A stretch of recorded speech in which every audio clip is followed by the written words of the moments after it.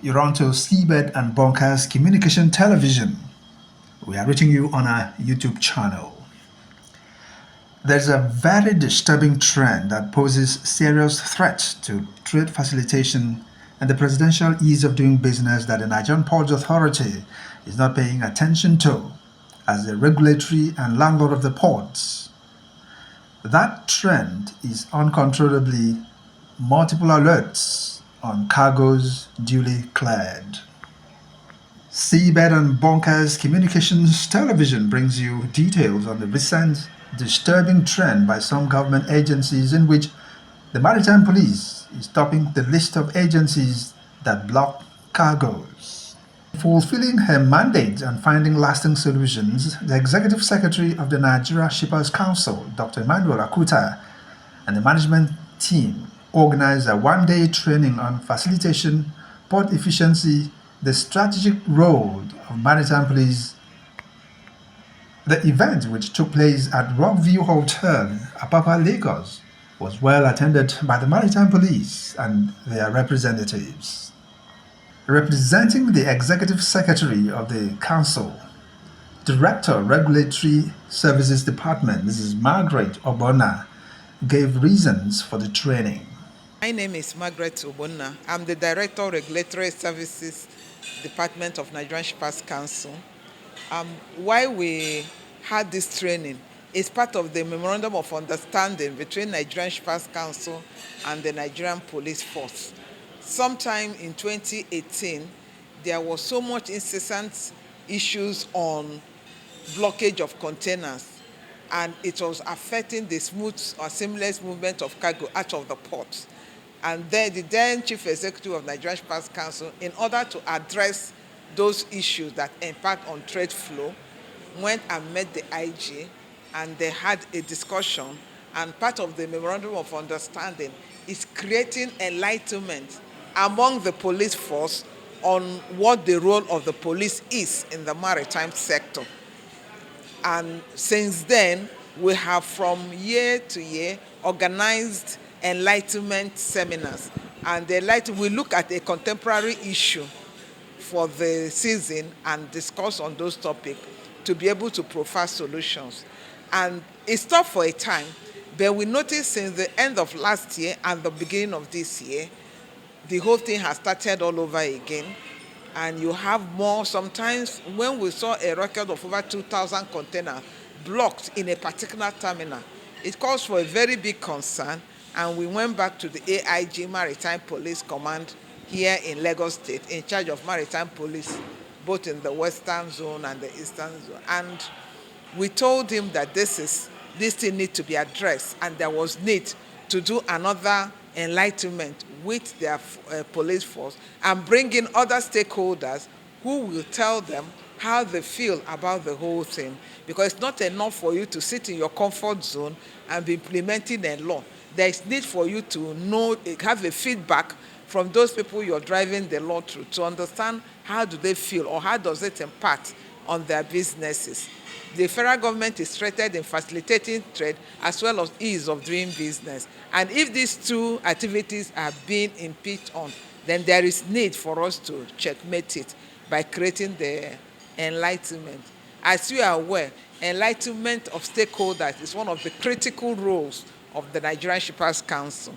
Maritime experts, consultants, and current registrar of the National Association of Government-Approved Freight Forwarders Academy, Mr. Francis Omotosho, in his paper presentation entitled Police as Agents of Economic Change Matrix, Port Efficiency, and Global Competitiveness, spoke at the occasion.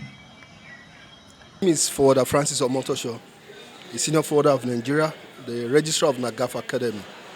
Well, today we are here to discuss trade facilitation vis-a-vis the role of the maritime police, how the maritime police could help the Nigeria Shippers Council in achieving their function, their purpose of regulating the economic costs of port operation. So the lecture is basically on how the maritime police could facilitate trade, because there have been so many complaints from different stakeholders that the maritime police are kind of alerting incessant withholding of containers through the shipping lines and delaying the cargo from being released from the terminal after the cargo have been released from the custom. So today is we're trying to pass that information to the maritime police to see reason that all over the world people are facilitating trade, and as well that all agencies in the port must devise a way to facilitate trade. There are a lot of instruments that you can use to facilitate trade and as well do your job perfectly. Nobody is saying the maritime police should not do their job. They should investigate, they should do their job, but within the time frame given to everybody. Even God gave everybody 24 hours. Whatever you do with your 24 hours in a day is a problem. In the port, you must facilitate trade, you must move cargo as fast as possible. For instance, the Nigeria Customs Service have designed so many trade facilitation instruments. They are fast track. They have profiled so many importers, so many shippers. They allow them to move their cargo without being examined inside the port. That does not mean they are not suspicious. That does not mean they don't have any objection and all that. But they allow them to move their cargo to their factory, and there they will conduct the examination with them together. That will kind of reduce congestions in the port. Representing the AIG Maritime Police, DCP Chuks Obasi, DC Administration Maritime Command, in the third paper presentation with the theme From Security to Service, the Port Police as a Catalyst for Port Efficiency Command, elaborated on the role maritime police play in the ports. DCP Theodore Chukwuemeka Obasi, DC Administration Maritime Police Command, Lagos. Standing in for my boss, AIG Chinedu Oko, who is unavoidably absent. The of any port system is inseparable from its security architecture. Ports are not merely gateways for goods and trade. They are the lifelines of our national economy. When security is compromised, efficiency obviously collapses. The maritime police therefore occupy a pivotal position in safeguarding the flow of maritime commerce, ensuring that Nigeria's ports remain safe, credible, and globally competitive. Next, key enforcement and security challenges. Despite obvious progress made so far and in this direction, the maritime police continue to face challenges that affect port efficiency. Some of those challenges are: one, multiplicity of agencies. Overlapping functions often lead to confusion and conflict in enforcement. Secondly, inadequate logistics, limited patrol boats, communication systems, and surveillance tools, constrained operational response. 3, legal bottlenecks, weak prosecution of maritime offenders, and limited understanding of admiralty-related offenses impede deterrence. Next is strategic interventions for improved port efficiency. To ensure that the maritime police effectively support port efficiency, the following strategies are being implemented and recommended as well. 1, establishment of joint port security frameworks. That has to do with integrating police operations within port security committees for unified command and rapid response. Secondly, capacity building and specialized training through partnership with the Nigerian Shippers Council, UNOGC, Interpol, and the international stakeholders, focusing on port intelligence, crime prevention, and compliance. The second paper was presented by the Deputy Controller, Henry Eromobo, who is a seasoned and intelligent custom officer representing Apapa Customs Area Controller, CAC Emmanuel Oshoba. He spoke on the theme, Dynamics of Cargo's Clearance, Procedures and Dichotomy between National Security and Seamless Cargo Delivery in Nigeria. The Nigeria Police Force is equally not strange. to the C2G model, even though they may not know that it's called the C2G model. Now, sometime during the Obasanjo era, former President Obasanjo's era, the Nigeria Police Force, using the C2G model, had cooperations with other government agencies in the Republic of Benin when they were able to arrest a transnational notorious armed robber, Amani Tijani, who was arrested in Benin Republic. Of course, he was extradited to Nigeria, tried, convicted, and of course, died in prison, as was reported by then DSP Niyi Jeje, according to a Vanguard report. Niyi Jeje reported that Amani Tijani died of stroke after battling with the disease for 9 months at the Kirikiri maximum security prisons. This brings me to the challenges that we face in the management of the dichotomy between seamless clearance and, of course, national security. Of course, there are several challenges, but I will just be looking at 3 of them. In no particular order, I will look first of all at interagency rivalry. That has become a big problem within the scheme of things in our national security architecture. Of course, agencies have this rivalry and will not share intelligence. The United States suffered this in 2001 when those who knew about the Arab influence that had entered into the United States, they were learning how to fly planes, learning how to take off, they were not learning how to land. Local police units knew about these men, but did not make the necessary reports to the FBI and the CIA. And so, when Bin Laden struck, America had to pay dearly for this. After that incident, the Department of Homeland Security was therefore instituted by the American government to better coordinate and collaborate amongst all the security agencies in the United States. Of course, that model has to be brought in here to encourage our people to do better. Of course, there is the other one, which is the lack of a synchronized national database. As we speak today, all security and regulatory agencies have their individual databases. You want to get SUNCAP, you have to go and, to the database of Standards Organization of Nigeria. The police is involved in tinted glass permits, you have to go to the police database. You have to go to the customs database if you must register your agency license. And of course, every agency has its own database, which is not synchronized to that is referred to as a national database, ought to be managed by the National Identity Management Commission.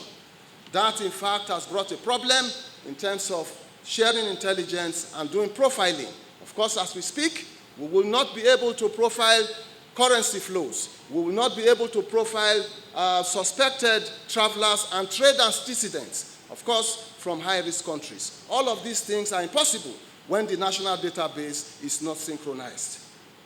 Many of you will remember the issues of the London riots of 2012. Of course, from a mere film footage of those who participated in the riots, using technologies relating to facial matching technology software, they were able to identify through the national database the identities of those who partook in that riot. By simply matching the faces that were seen on the television footage with that of the national database, using that software, it began to bring out those people who participated in the riots. And it made the arrest of these people to be very easy. That today cannot work in Nigeria because we do not have a synchronized national database. My name is Mohammed Sani Bala. I am the Secretary General of the Association of Maritime Truck Owners, AMATU. I'd like to thank the Nigeria Shippers Council for organizing this program. In fact, it was very educative and highly informative, especially as the program has to do with facilitating port informative. So as a maritime transport operator, we would like to, just like I mentioned during my submission, that we would like to call on Nigerian Port Authority and Nigeria Shipper Council to see how they can assist the Nigerian police in the discharging their, security job of protecting the ports and its environment by providing them with operational vehicles, motorcycles, and other communication gadgets in order to protect the environment, to protect the ports, because it is when the police is present that we maritime transport operator will be able to do our work without fear or intimidation. And Amato, as a partner in collaboration, we will continue to see something. If we see something that has to do with security threats to the port environment, because that is where we do our own business. And if anything threatens the port security, it automatically affects our business as well. While the Director, Regulation and Enforcement of the Council for the Regulation of Freight Forwarding in Nigeria, CRFFN, Mr. Benson Ojuma, who represented the Chief Executive Officer of the CRFFN, Mr. Kingsley Igwe, appealed to the agencies for more collaboration. Because when the freight forwarders has problem, either they will run to Shippers Council or they will run to CRFFN. So seamless, movement of cargoes or containers in the port will give us less problem, and that is why we are concerned in this issue. But my own is going to be a contribution to what has been said, because the facilitators, I guess, maybe the organizers choose them. They were, tactical in choosing the facilitators because they dealt well enough with the topic in question. But my little contribution is, enhanced, going to center in enhanced, collaboration interface of the agencies or the stakeholders in this case, like the Shippers Council, who are the port of economic, operators or regulators, the maritime police, and CRFFN, because CRFFN regulates the freight forwarders and the terminal operators. So in this case, I am begging and also making a plea that there should be more, collaboration between these key stakeholders. That is Principal Training Officer for the CRFFN, Mrs. Maureen Anyanwu, highlighted some of the Council's achievements and stated that the Council is ready to collaborate with the Maritime Police and others. Is Maureen Anyanwu, Principal Training Officer from the Education and Training Department of the Council for the Regulation of Freight Forwarding in Nigeria. I'll start by appreciating the Nigerian Shippers Council for putting such a wonderful workshop together with a well-structured theme, facilitating port efficiency, the strategic role of maritime police. I would say this theme aligns closely with the CRFFN mandate, whose responsibility is to regulate, set standards, and promote the development of an efficient, transparent, and professional freight logistics services in Nigeria. The Registrar CEO, in his first 1 year of office, has been doing so well by establishing collaboration with different stakeholders, both private and government agencies, such as the ICPC, CBI, terminal operators, even Nigerian Shippers Council, all for one single purpose, for the ease of doing business within the ports ecosystem. CRFFN, however, is ready to empower practitioners, that is the freight forwarder, through education and training to enhance their skill on digital systems, documentation, and proper cargo handling to reduce clearance errors, facilitation. So collaborating with the Nigerian police, with the maritime police, will have to be considered by the council. Permit to read it. DSS, we have 876 container blocks. NAVDAC, at 4-unit blocks, NDLE at 9-unit blocks, Nigeria Customs 741 units blocks, then Nigeria Police 2,200 container blocks, then quarantine 48-unit blocks. Industry players are expecting all the ports regulatory agencies to match words with actions and to appreciate sanctions where necessary so as to reduce costs of doing business within the nation's seaports. That's the much we have for you for now. You've been watching Seabed and Bunkers Communication Television. We'll come your way shortly with another top story.